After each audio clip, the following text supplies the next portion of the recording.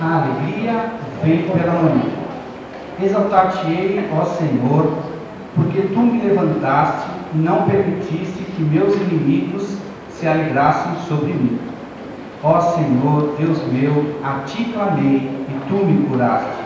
Cantai louvores ao Senhor, vós que sois seus santos, e louvai o seu santo nome, porque a sua ira dura só um momento, no seu favor está a vida. O choro pode durar uma noite, pela manhã, porém, vem o cântico de júbilo. Quanto a mim, dizia eu na minha prosperidade, jamais serei abalado. A ti, Senhor, clamei e ao Senhor supliquei. Ouve, Senhor, e tem compaixão de mim. Ó Senhor, sê o meu ajudador. Tornaste o meu pranto em regozijo, me cingiste de alegria, para que a minha alma te cante louvores e não se cale. Senhor, Deus meu, eu te louvarei para sempre. Vamos louvar ao Senhor, dando a abertura ao culto desta noite, com o hino 450 do nosso cantor cristão. Depois estaremos entoando o hino de número 31, também do nosso cantor cristão. Vamos nos colocar em pé? Sim.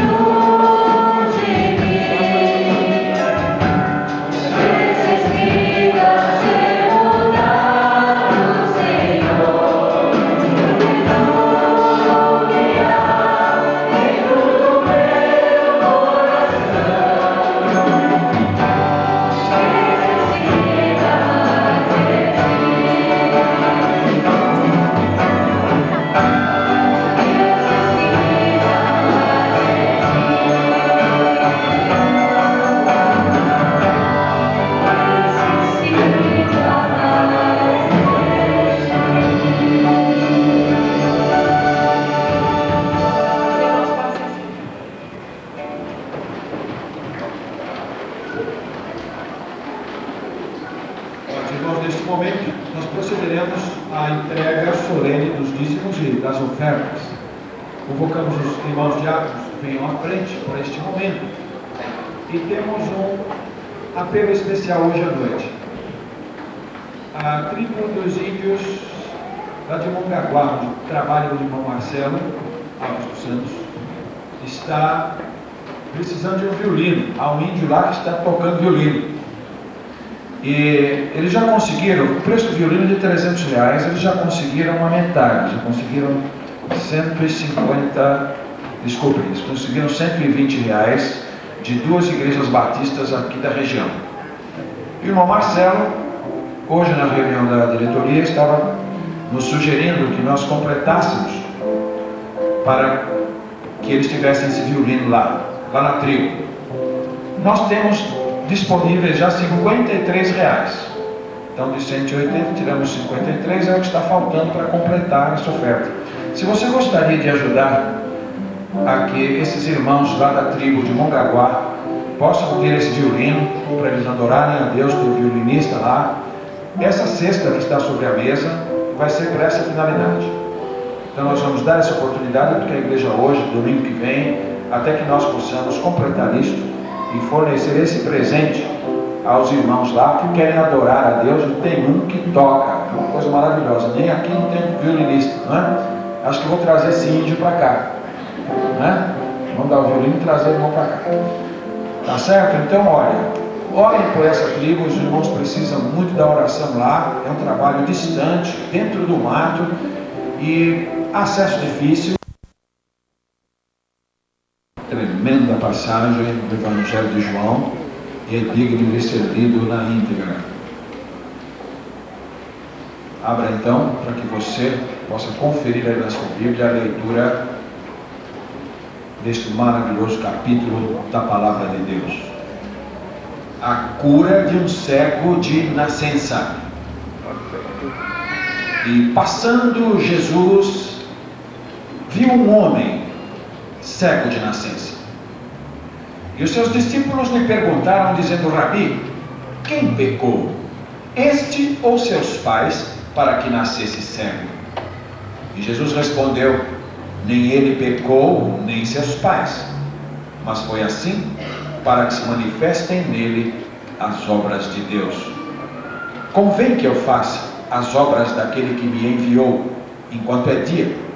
A noite vem quando ninguém pode trabalhar. Enquanto estou no mundo, sou a luz do mundo. Tendo dito isso, cuspiu na terra e com a saliva fez lodo e untou com o lodo os olhos do cego.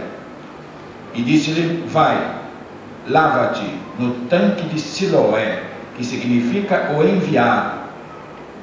Foi, pois, e lavou-se e voltou vendo.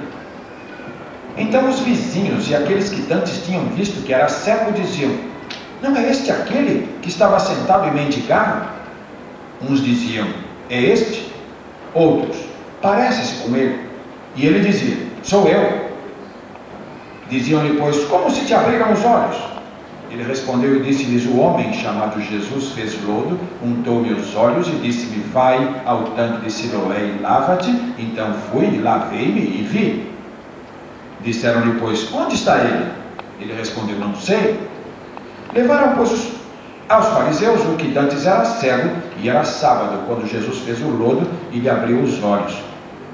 Tornaram, pois, também os fariseus a perguntar-lhe como vira, e ele lhes disse: pôs-me lodo sobre os olhos, lavei-me e vejo.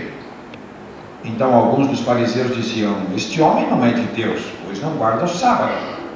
E diziam outros: como pode um homem pecador fazer tais sinais? E havia dissensão entre eles. Tornaram, pois, a dizer ao cego: tu que dizes daquele que te abriu os olhos? E ele respondeu que é profeta. Os judeus, porém, não creram que ele tivesse sido cego e agora visse, enquanto não chamaram os pais do que agora viam. E perguntaram-lhe, dizendo: é este o vosso filho, que vós dizeis ter nascido cego? Como, pois, vê agora? Seus pais responderam e disseram-lhes: sabemos que este é nosso filho e que nasceu cego, mas como agora vê, não sabemos. ou quem tenha-lhe aberto os olhos, não sabemos. Tem idade, perguntai-o a ele mesmo, ele falará por si mesmo. Seus pais disseram isso porque temiam os judeus, porquanto os judeus tinham já resolvido que se alguém confessasse ser ele o Cristo, fosse expulso da sinagoga. Por isso é que seus pais disseram: tem idade, perguntai-lhe a ele mesmo. Chamaram, pois, pela segunda vez o homem que tinha sido cego e disseram-lhe: dá glória a Deus, nós sabemos que esse homem é pecador. E respondeu ele, pois, e disse: se é pecador, não sei. Uma coisa sei, é que, havendo eu sido cego, agora vejo. E tornaram a dizer-lhe: que te fez ele? Como te abriu os olhos? Respondeu-lhes: já vos disse e não ouvistes. Por que quereis tornar a ouvir? Quereis vós, porventura, fazer-vos também seus discípulos? Então o injuriaram e disseram: discípulo dele sejas tu. Nós, porém, somos discípulos de Moisés. Nós bem sabemos que Deus falou a Moisés, mas este não sabemos de onde é. E o homem respondeu e disse-lhes: nisto, pois, está a maravilha, que vós não saibais de onde ele é, e que ele me abrisse os olhos. Ora, nós sabemos que Deus não ouve a pecadores, mas se alguém é temente a Deus e faz a sua vontade, a esse ouve. Desde o princípio do mundo, nunca se ouviu que alguém abrisse os olhos a um cego de nascença. Se este não fosse de Deus, nada poderia fazer. Responderam-lhe eles e disseram-lhe: tu és nascido todo em pecado e nos ensinas a nós? E expulsaram-no. E Jesus ouviu que o tinham expulsado e, encontrando-o, disse-lhe: crês tu no Filho de Deus? Ele respondeu e disse: quem é ele, Senhor, para que nele creia? E Jesus lhe disse: já o tens visto, e é aquele que fala contigo. Ele disse: eu creio, Senhor. E o adorou. E disse-lhe Jesus: eu vim a este mundo para juízo, a fim de que os que não veem, vejam, e os que veem, sejam cegos. Aqueles dos fariseus que estavam com ele ouvindo isso, disseram-lhe: também nós somos cegos? E disse-lhe Jesus: se fosseis cegos, não teríeis pecado. Mas como agora dizeis: vemos, por isso o vosso pecado permanece. O Evangelho de João, desde a primeira expressão, desde o primeiro versículo, o tema, a preocupação do apóstolo é mostrar a divindade de Jesus. Jesus Cristo é Deus.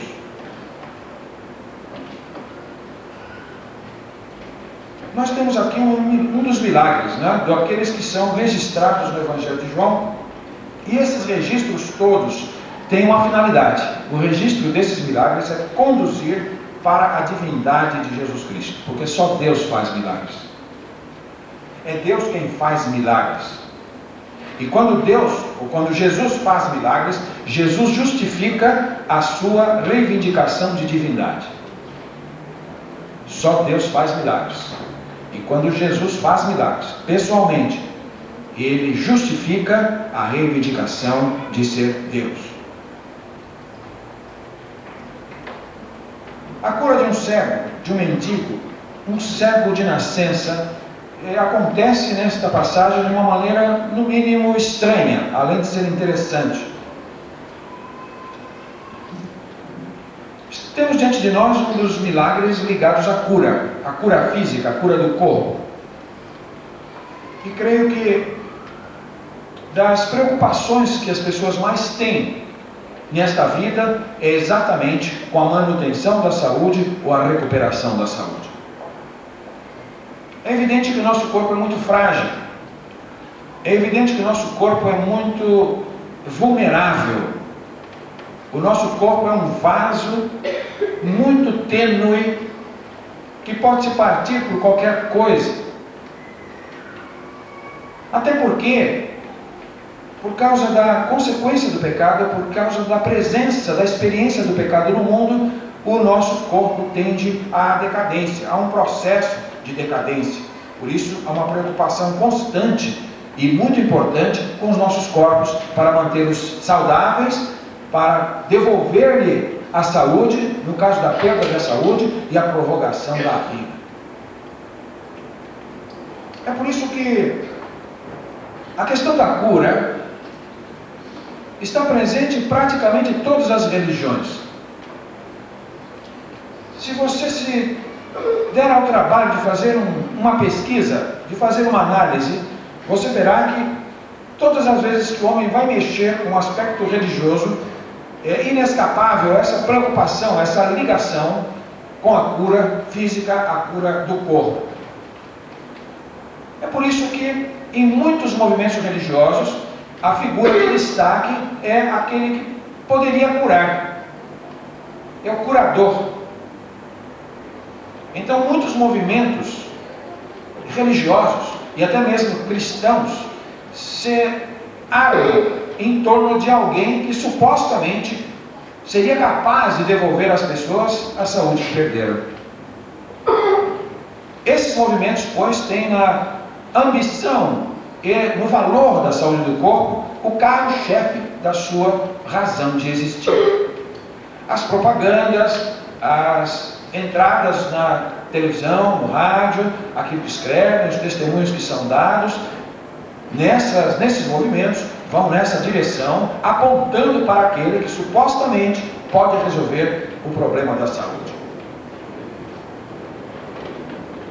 Mas a cura está presente também mesmo quando não se acredite que alguém, algum ser humano, seja capaz de determinar a cura de alguém.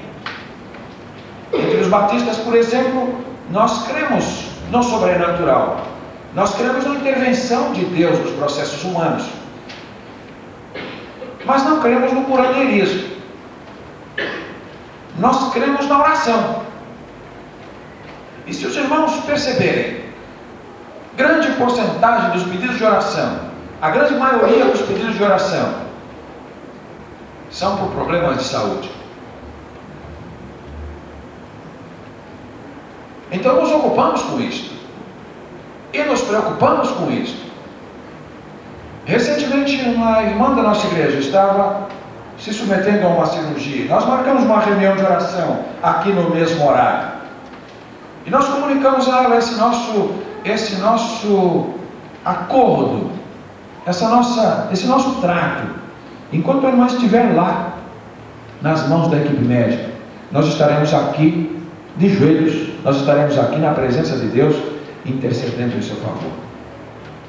Porque nós cremos na oração, nós cremos na intervenção de Deus na vida de uma pessoa, mesmo que seja preciso utilizar os meios convencionais.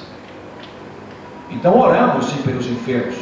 E quantas têm sido as respostas de oração na recuperação das pessoas, na preservação da vida da pessoa, na reversão de um estado crítico de saúde? Isso não é só possível, como é de se esperar. Evidentemente que ao estudarmos a questão da cura divina, nós temos um princípio que governa essa nossa fé na cura divina. E o princípio é da soberania de Deus. Até porque esta passagem nos ensina, entre outras coisas, que às vezes ficamos doentes, não é por uma relação de pecado diretamente. Às vezes ficamos até doentes, a permissão até de que o mal nos acometa, para que Deus seja glorificado de alguma maneira. Nós não podemos colocar isso como uma regra geral. Todas as vezes que a pessoa está doente, aquilo é para a glória de Deus. Mas sem dúvida alguma, alguns casos são. Mas também, a cura é procurada e acontece com os usos convencionais dos médicos, os hospitais, as técnicas, as drogas, os instrumentos cirúrgicos, os tratamentos ministrados por homens e mulheres que investiram uma vida inteira para descobrir os segredos do corpo humano. E creio que uma cura operada desta maneira, Uma cura operada pelos processos convencionais de busca de recuperação da saúde é tão divina quanto uma cura sem intervenção nenhuma do homem. É oportuno considerarmos aqui nesta noite que basicamente há 4 tipos de curas. O primeiro tipo de cura que existe é a cura natural. Ou seja, o corpo humano se cura a si mesmo. Existe no nosso organismo, existe na nossa constituição física todo um sistema de defesa. E esse sistema de defesa funciona de tal maneira que muitas vezes nós estamos em perigo de alguma coisa, nem sabemos. E esse sistema automaticamente, sem que nós tomemos consciência, ele passa a operar para proteger o nosso corpo de algo que possa ser agressivo. O corpo humano foi criado com condições de se recuperar das coisas, até porque ele cria anticorpos, ele restitui os tecidos. Uma pessoa que se corta, uma pessoa que tem qualquer lesão, com o tempo o próprio organismo vai reconstituindo os tecidos que foram ali lacerados, ou então vai reconstituindo aquela parte que foi seccionada. Isso também é uma cura e é uma coisa maravilhosa, para a qual muita gente não dá atenção.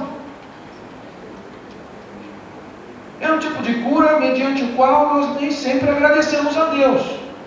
As pessoas às vezes não reconhecem. Nesse mecanismo que nós chamamos natural, não reconhecem que a graça de Deus tem que estar presente também para que ele funcione. Então nós cremos, sim, cremos que existe a possibilidade de uma pessoa se recuperar fisicamente sem precisar de intervenção nenhuma, simplesmente os recursos do próprio corpo. O segundo tipo de cura é a cura médica.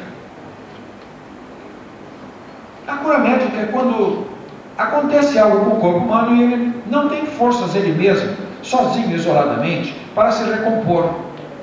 Então existe toda uma ciência, existe toda uma herança, não só cultural, mas científica, tecnológica, de pesquisa funda. Homens que entregaram as suas vidas inteiras, às vezes para um capítulozinho só do complexo corpo humano, e então ali está à disposição de quem buscar os recursos para ajudar o corpo na sua restauração. E não são poucas as pessoas que vão para o hospital, recebem lá essa assistência e recebem alta, voltando de novo à sua vida normal. É uma cura também. E a graça de Deus tem que estar presente nesse tipo de cura da mesma maneira. Eu não sei por que essa diferenciação, pura e simplesmente, né, de isolar todos os outros processos de recuperação e simplesmente acreditar como vinda de Deus uma cura por uma intervenção direta, sem uso de agentes ou qualquer outro tipo de instrumento. O terceiro tipo de cura que existe é o tipo da cura psicológica ou a cura psicoterapêutica. É interessante perceber que os homens descobriram que grande parte dos nossos padecimentos físicos são devidos a causas da mente da pessoa. Desgastes mentais, distúrbios emocionais, sofrimentos, traumas, iras, uma série de emoções que podem desequilibrar o nosso organismo. E então, várias enfermidades, várias moléstias se instalam simplesmente porque há um desequilíbrio emocional, afetivo, psicológico na vida da pessoa. A famosa clínica Mayo dá uma estatística interessante. Ela diz que 80 a 85% de todos os pacientes que transitam por ali estão doentes por causas psicológicas, por causas emocionais. Essas doenças são artificiais, quer dizer, são dores que a pessoa tem, não devidas a qualquer órgão infectado, coisa assim.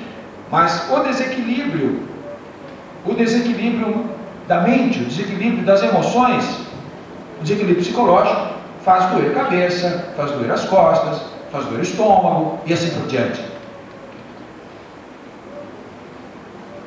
Então, a relação é muito grande. 80 a 85 dos casos serem devidos a problemas de ordem psicoemocional.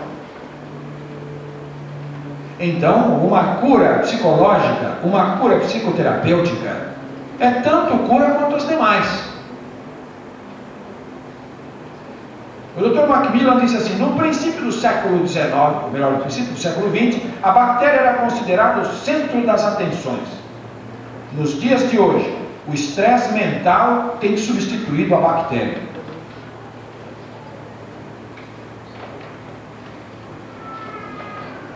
Nesse campo estão as chamadas moléstias funcionais. São aquelas que provocam incômodos, sudorese, palpitação, coração acelera, aumento da pressão arterial, às vezes até febres, às vezes cegueiras, problema de perturbação visual, cefaleias, úlceras e outros tipos de coisa que não tem nada a ver com o mundo físico ao redor, micro-organismos ou qualquer coisa, mas é um simples desequilíbrio por causa do estresse. Portanto, senhores, este campo da cura, hoje em dia, na área religiosa, explora extremamente esse terceiro tipo.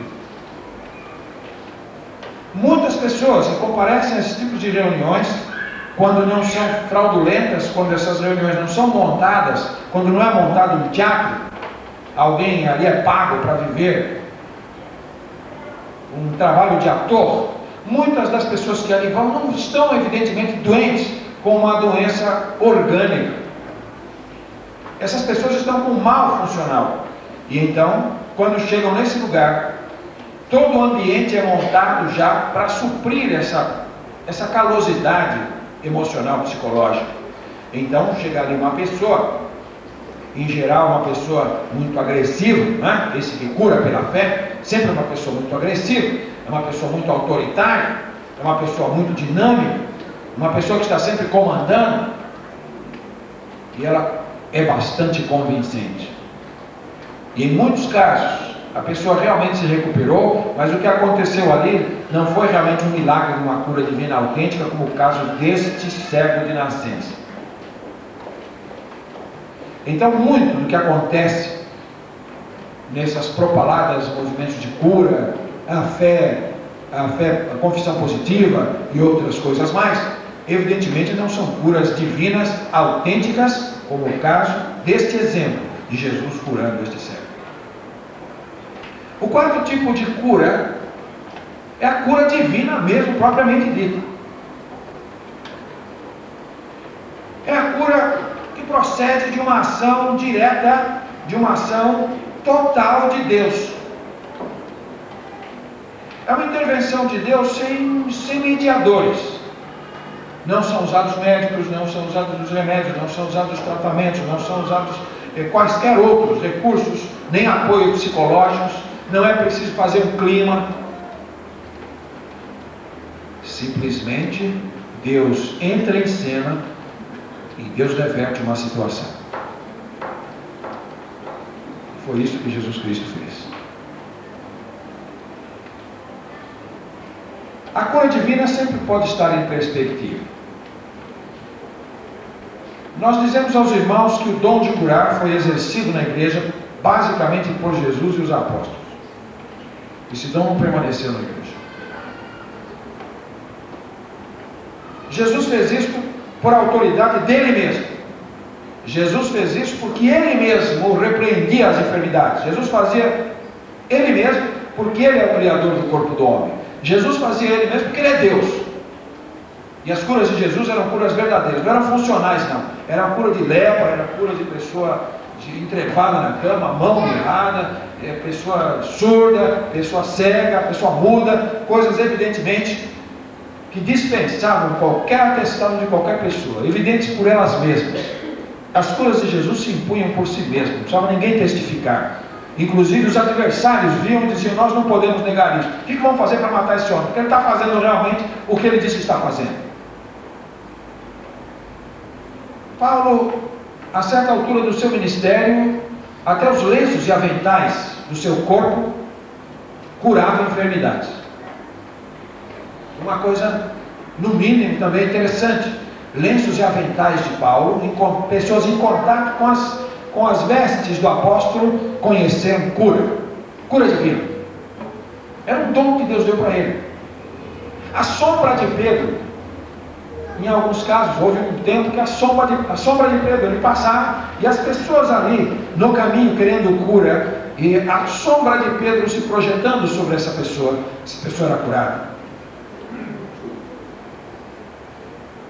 Mas no fim do ministério de Paulo, já no crepúsculo do seu trabalho missionário, ele já não cura Trófimo, que era seu companheiro de viagem missionária, e ele já não cura Timóteo, que era seu filho na fé, muito querido, muito amado colaborador de Paulo, por quem ele devota um amor acendrado. Paulo já não mais realiza a cura dos seus companheiros no finalzinho do seu ministério. De sorte que a cura divina esteve na igreja como um sinal de Deus para autenticar o Evangelho e os seus pregadores. Uma vez o Evangelho estabelecido definitivamente, uma vez a Bíblia completada até o Apocalipse, uma vez a palavra de Deus entregue às mãos dos homens com o selo do Espírito Santo, agora ela é autossuficiente. O Evangelho se impõe por si mesmo. A pregação da palavra de Deus é o meio que ele escolheu para converter os corações. A fé vem pelo ouvir, e o ouvir a palavra de Deus. Jesus disse a Tomé: Tomé, você creu porque você me viu, mas bem-aventurados aqueles que não viram, creram. Porque ia chegar o momento que simplesmente ouvir, sem ver, seria suficiente para crer. E é o que aconteceu com a maioria de nós aqui. Nós nos convertemos sem precisarmos ver absolutamente nenhum sinal. Eu não sei se talvez até a totalidade das pessoas que estão aqui são crentes e fossem dar o seu testemunho, iriam dar o testemunho que de alguma maneira, de outra maneira, você ouviu a pregação da palavra de Deus, você entendeu pelo Espírito Santo que precisava de Jesus para ser o seu Salvador e Deus converteu o seu coração. Hoje você segue a Jesus sem tê-lo visto, mas você o ama. A palavra de Jesus registrada na Bíblia e o convencimento do Espírito Santo são os instrumentos suficientes para convencer uma pessoa. Até porque milagre, evidentemente, não converte ninguém. O milagre autentica, e o milagre facilita uma pessoa que crê na palavra de Deus. Mas uma pessoa que não quer crer, não há milagre que converta. Então, senhores, para concluir alguns pensamentos, quero dizer aos irmãos que a cura divina foi, é e sempre será, enquanto o mundo existir. Deus pode nos curar com a simples força do nosso corpo, a reação das defesas próprias do seu corpo. Ele pode curar você através de um médico sério, conhecedor da sua moléstia. Ele vai fazer os exames, ele vai rastrear o que acontece, ele vai ministrar as técnicas corretas e você vai voltar a ter saúde. Deus poderá curar você psicoterapeuticamente. Você pode estar agora atravessando um problema sério na sua vida e está cheio de dor nas costas e você não sabe o que é.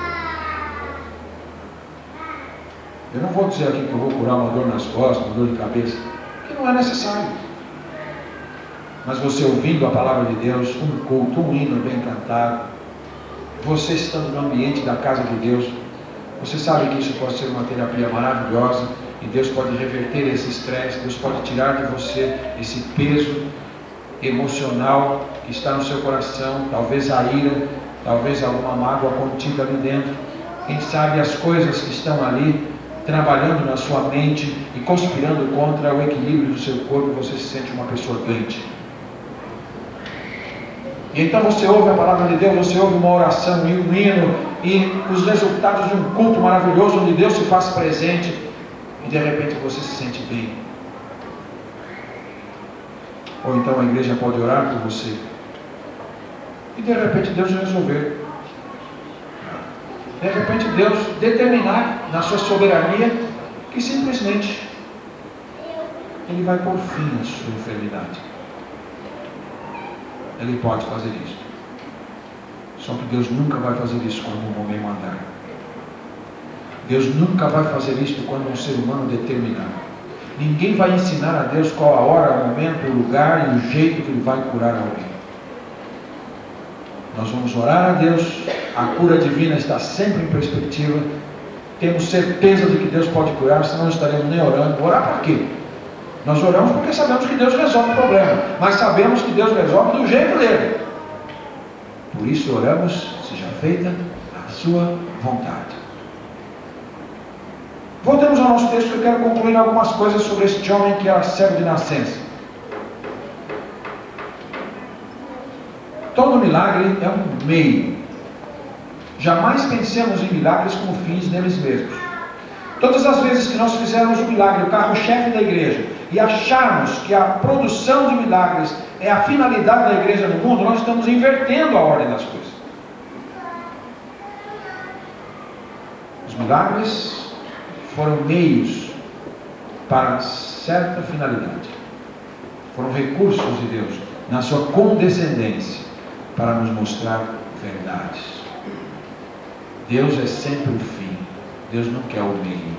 O fim para que tudo se dirige. O fim para que tudo converge. O fim para que tudo deve levar é Deus. Fim no sentido de finalidade. Fim no sentido de objetivo maior. Fim no sentido de propósito. E esse milagre não foi diferente. Jesus se vale da cegueira congênita deste pobre homem. Quando Jesus saiu, e se vocês lerem aqui no 8 o que tinha acontecido, era um momento extremamente difícil que Jesus vinha passando. Jesus está se retirando daquela situação estressante, e passando Jesus viu o homem cego. Não foi o homem que viu Jesus, foi Jesus que viu. É maravilhoso saber isso. Jesus nos vê primeiro, até porque nós somos espiritualmente cegos. Nós não temos a capacidade de perceber o mundo espiritual. Nós já nascemos cegos por causa do pecado, é isso. Então, não podemos procurar e não podemos ver a Jesus a menos que Ele nos veja primeiro. E é exatamente isso que Ele faz. Jesus viu um homem cego de nascença. Jesus vai operar um milagre aqui maravilhoso. Ele vai fazer um processo diferente.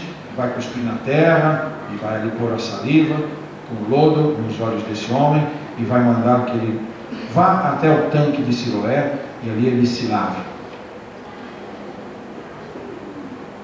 É interessante essa cura de Jesus. E por que ele fez isso? Às vezes as pessoas perguntam, mas por que Jesus fez isso?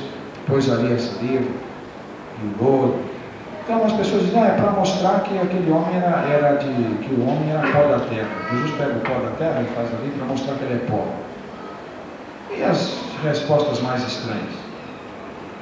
O fato é que Jesus realiza um milagre perfeito, completo, o homem vê, após obedecer o que Jesus falou. É Jesus que põe os termos, não é o homem, nunca. Ele sempre põe os termos, ele é soberano. E ele quis fazer dessa maneira. Ele poderia simplesmente dizer, veja, e pronto. Mas ele quis fazer dessa maneira. Pôs o lodo e disse, agora você vai lá, e você vai se lavar no tanque de Siloé. E ele foi. O cego foi. Certamente pediu para alguém, minha gente, me leve aí alguém lá no tanque de Siloé, eu preciso me lavar lá. Eu não sei qual foi o recurso, mas não importa. Jesus disse, e a certeza de que a palavra de Jesus é certa, impulsionou aquele homem. Quero me deter aqui um pouquinho, só para dizer que esse tanque de Siloé, que aqui está a tradução, aquele que é enviado, era um tanque que procedia de uma fonte que vinha lá onde estava o templo. Então, essas águas vinham de um lugar considerado sagrado e elas eram ali recolhidas nesse tanque, como que procedendo. Essas águas tinham ideia, águas que são enviadas do lugar santo.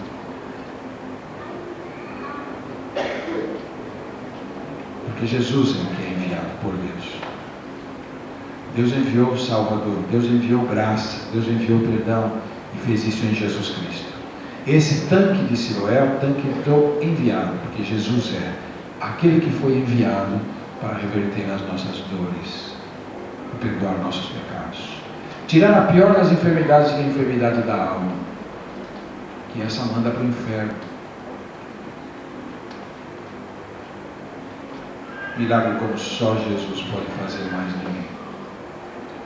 Cego de nascença ninguém cura. Você pode ir em qualquer desses curandeiros, não vão fazer nunca. A finalidade foi: esta alma será alcançada e através dela um testemunho será. E foi o que aconteceu. Percebam uma sequência, rapidamente. Quando ele recuperou a visão, ficou aquela confusão, é ele, não é, achavam que não era, uma coisa grandiosa demais, uma pessoa que nasceu cego, de repente está enxergando normalmente, estavam lá numa dúvida se era ele ou não era. No meio de tudo isso, perguntam a ele: como é que se te abriram os olhos? Ele responde, verso 11, o homem chamado Jesus. Então perceba que esse milagre e a sequência dos acontecimentos vão levando a que essa pessoa cada vez mais cresça na sua noção de Jesus Cristo.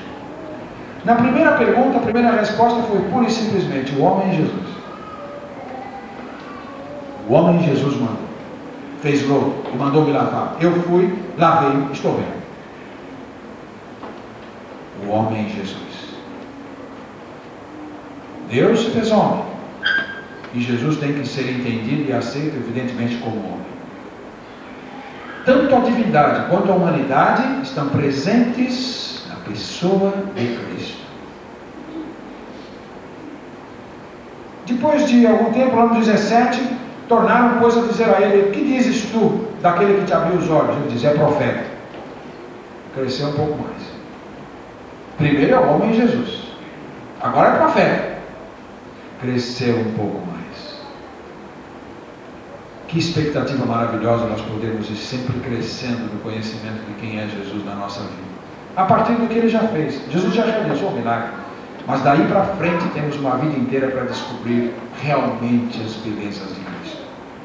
Mas prossegue aqui o interrogatório, e no 27 eles perguntam de novo como abriu os teus olhos, e no 27 ele diz: eu já disse a vocês querem porventura tornar-se seus discípulos? Agora Jesus é mestre. Agora ele reconhece que Jesus é mestre. Vocês querem aprender com ele? Por que vocês estão tão interessados? Vocês querem aprender com ele? É mais do que um profeta eventual, não é? É mais do que um profeta que fortuitamente passou pelo seu caminho. É aquele de quem devemos aprender de Deus. Quero aprender como é Deus, quero aprender quem é Deus, quero aprender os atributos de Deus, quero aprender do amor de Deus, do perdão e da graça de Deus. Siga Jesus Cristo, aprenda com Ele, na sua palavra. No verso 35, ele foi expulso da sinagoga, e Jesus viu que o tinham expulso. Jesus se encontra com ele uma segunda vez, no verso 35. E Jesus diz: você crê no Filho de Deus? Ele já aceitava a humanidade do Messias. Ele já aceitava o ministério profético do Messias. Ele já aceitava a autoridade de Jesus ensinar e falar de Deus como ninguém. Mas faltava reconhecer Jesus como Salvador, Filho de Deus, a divindade encarnada. E Jesus pergunta: você crê no Filho de Deus? Ele responde: quem é ele, Senhor, para que eu creia nele? E Jesus disse: você já o tens visto, é o que está falando contigo.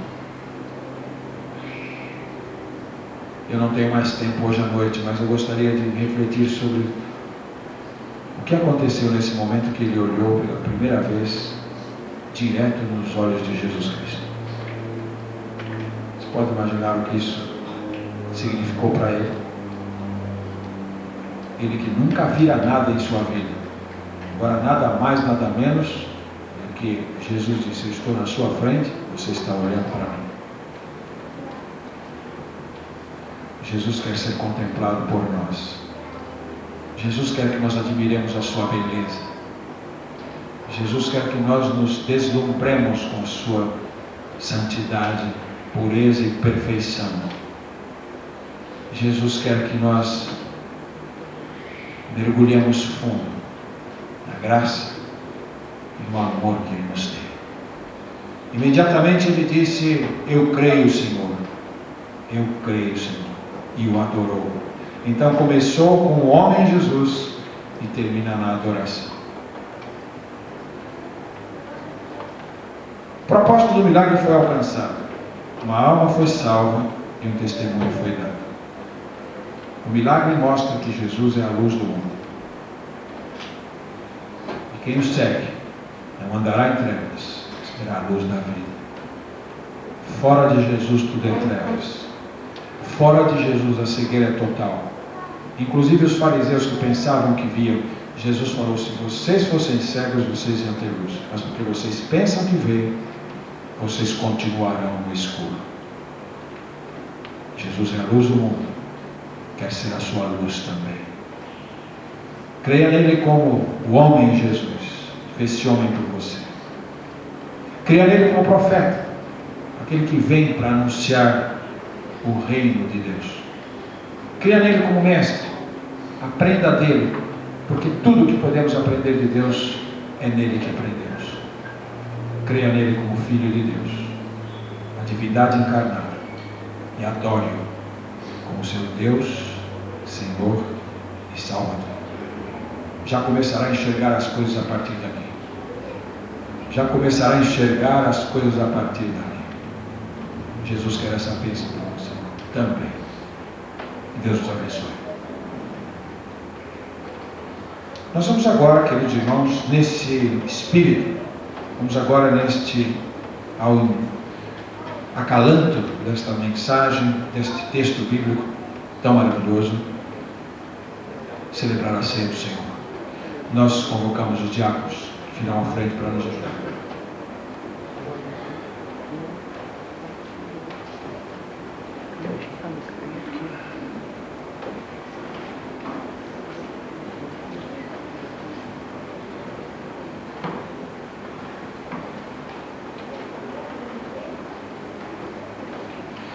Tudo aquilo que Jesus realiza, tudo aquilo que se relaciona com Ele tende a permanecer. Imaginem um pobre mendigo cego de nascença que é curado há 2000 anos. Estamos falando sobre ele hoje, por causa de Jesus. E agora nós vamos celebrar a ceia. Jesus deu essa ordem para a sua igreja há 2000 anos. Ele fez isso numa noite, a portas fechadas, com seus discípulos, com os apóstolos. Nessa noite ele conversou longamente com eles. O teor desta conversa está em João 14, 15, 16 e 17. Jesus os preparou naquela noite para o que iria acontecer logo em seguida. A prisão, o julgamento, a crucificação e a morte do Senhor. E dentre as coisas que ele fez naquela noite, ele celebrou a ceia. Depois ele disse: vocês vão fazer isto sempre em minha memória. Essa ordem foi dada uma vez só. Jesus nunca repetiu essa ordem mais. Ele deu essa ordem uma vez só. E essa ordem foi obedecida por aquela geração. Essa ordem está sendo obedecida há 2000 anos, onde quer que Jesus seja conhecido como Salvador e onde quer que o Evangelho seja pregado. Quantos séculos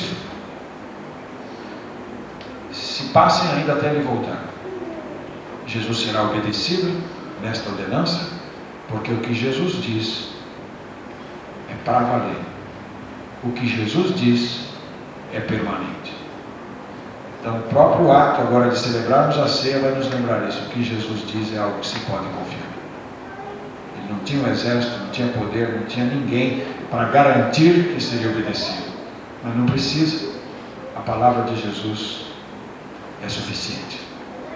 Nós iremos nos colocar de pé. Os irmãos que vão, neste momento, receber pão, à medida que o receberem, os irmãos vão se assentando, aguardando que todos recebam, para depois, com ação de graças, nós podermos juntos comer em memória de Jesus.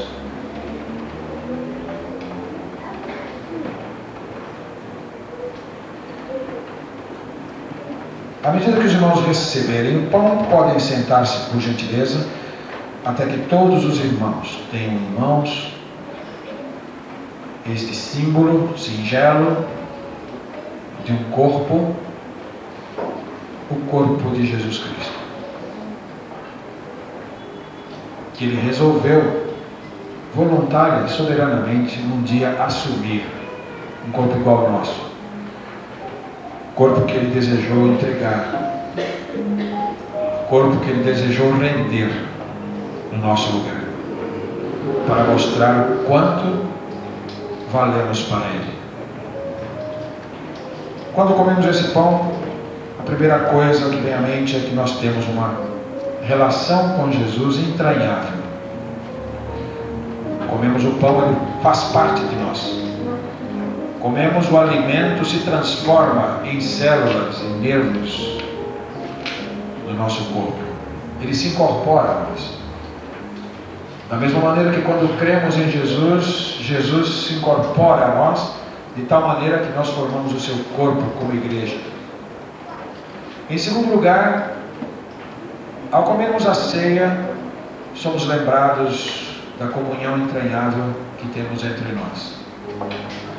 A ceia não é um rito particular, é da igreja, é comunitária. E lembra que nós somos irmãos, irmãos na fé, irmãos espirituais, irmãos em Cristo, numa vinculação que nunca mais se desfará. Os vínculos de família, por mais cegados que sejam, terminam aqui. Mas o vínculo espiritual se projeta para além do tempo e da eternidade. Quando você comer esse pão, lembre-se, Jesus tem parte com você e você com Ele. Assim como esse pão vai se fazer parte do seu corpo. E você tem parte com o povo de Deus ao redor do mundo. Porque participamos da mesma mesa, somos irmãos na fé, filhos por adoção. Eu recebi do Senhor o que vos ensinei. Jesus, na noite em que foi traído, tomou o pão, tendo dado graças, o partiu e disse: tomai e comei, isto é o meu corpo, partido por vós, fazei isto em memória de mim.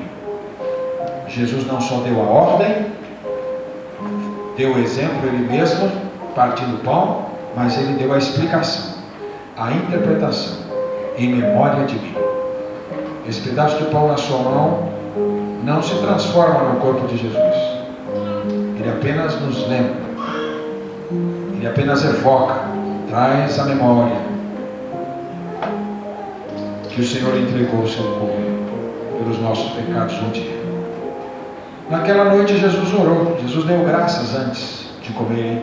Nós faremos o mesmo, irmão Jeremias Medeiros, ação de graças, depois comeremos.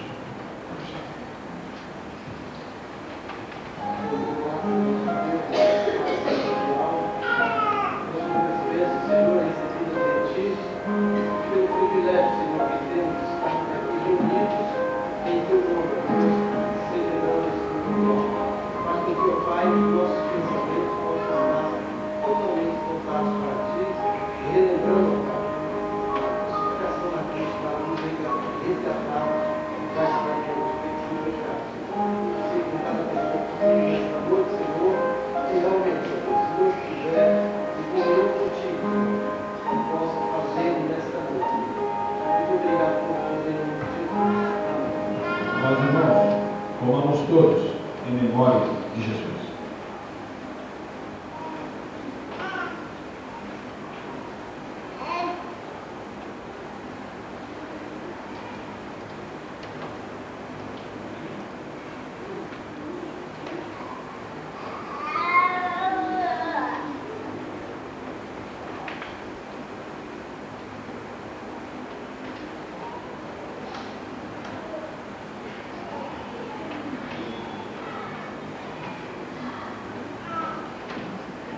Corpo partido e sangue derramado.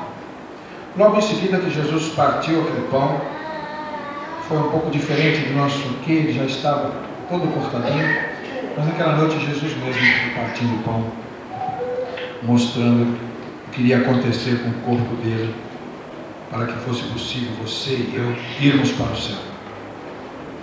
Mas o corpo partido verte sangue, e sem derramamento de sangue não há perdão.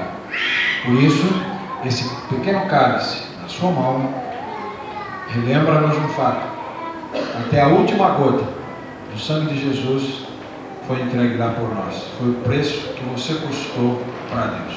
Coloque-se de pé para você receber o cálice, enquanto você, com ação de graças, com alegria, com devoção, você medita como você é caro para Deus. Como você é caro para Deus.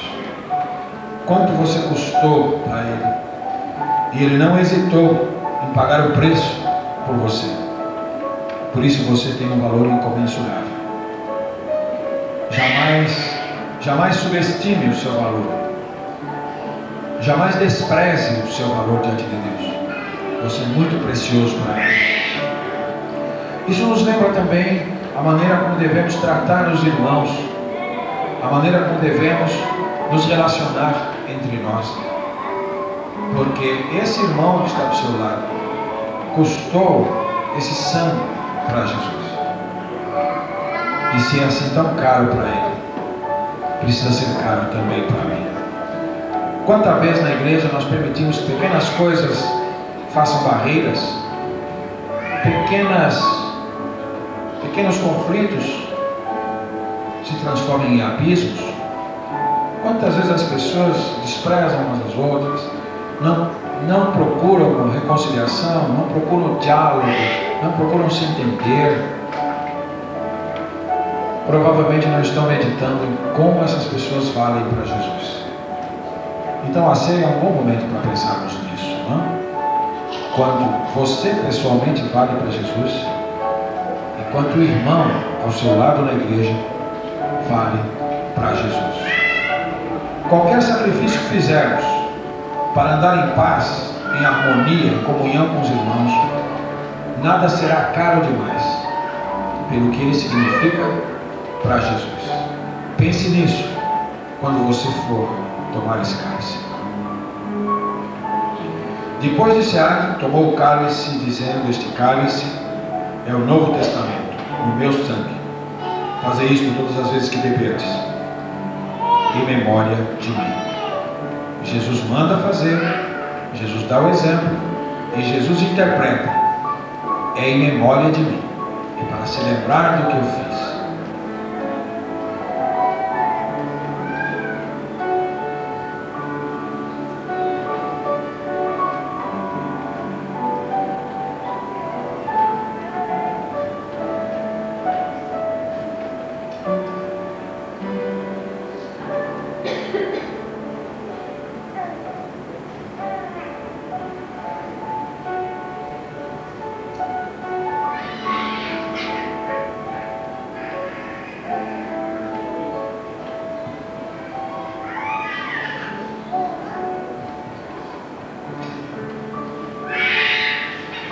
Senhor nosso Deus, nosso Pai, nós te agradecemos pela saúde, pela vida que o Senhor tem nos dado, meu Pai. Te agradecemos principalmente pela salvação que o Senhor nos deu através do teu Filho amado, Cristo Jesus.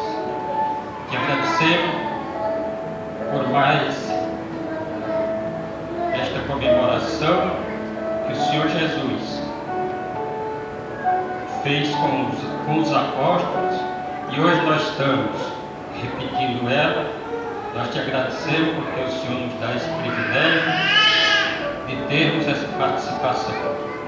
Te agradecemos por tudo que o Senhor tem nos dado,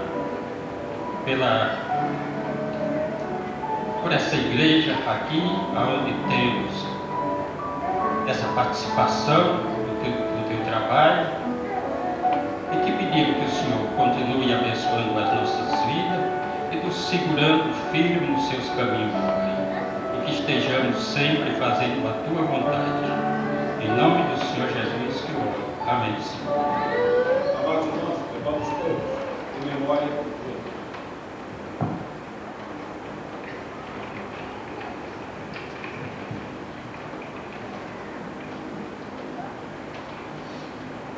Pai Santo, acabamos de te obedecer mais uma vez nessa formosa ordenança, essa cerimônia singela, mas tremendamente significativa para nossos crentes, pelo que ela simboliza e traz à nossa mente.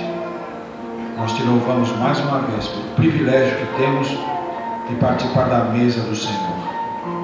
Que este ato nos abra ainda mais para uma vida de fidelidade e de compromisso contigo, e nos abra ainda mais para uma vida de comunhão, de amor e de entendimento com os irmãos. Nós oramos agradecidos por essa oportunidade maravilhosa, em nome de Jesus. Amém. Meus queridos, nós vamos encerrar esse momento da seguinte forma. Existe um hino, é o 114, que iremos cantar em pé duas estrofes dele, a primeira e a última estrofe. A primeira e a última estrofes do 114, do nosso cantor cristão, que é um hino que fala da volta triunfal de Jesus Cristo. O que está presente também na ceia, ele diz assim: todas as vezes que comeres o pão e beberes o cálice, anunciais a morte do Senhor, a primeira vinda. Na primeira vinda, ele veio para morrer, na humilhação da carne, até que ele venha, é a segunda vinda, quando ele vai voltar na glória dos anjos e dos santos. A primeira para morrer, a segunda para reinar. A primeira para salvar, a segunda para julgar. A ceia mostra os dois lados. A morte do Senhor lá atrás, fato consumado por você e por mim. Rede vivo está nos céus, de onde esperamos, de onde vai voltar, para julgar o mundo e levar os seus para estar com ele onde ele estiver. Coloquemos de pé, primeira e última estrofes do 114, e depois com a bênção apostólica, eu, o apóstolo Lúcio, estaremos encerrando esta parte.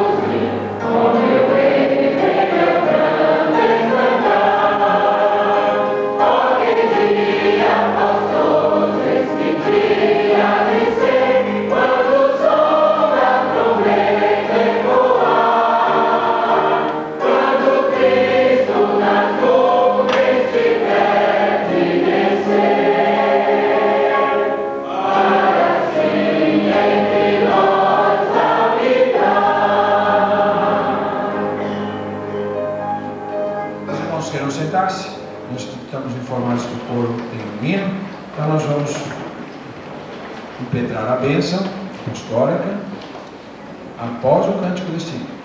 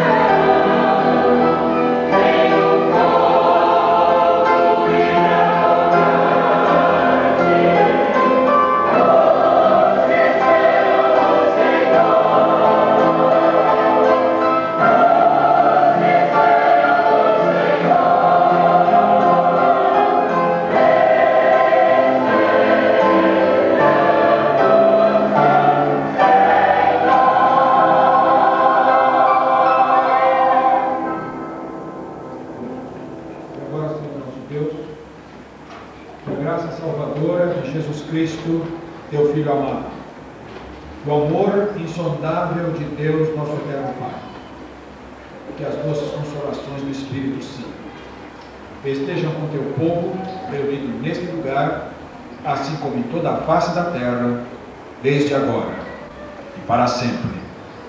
Amém.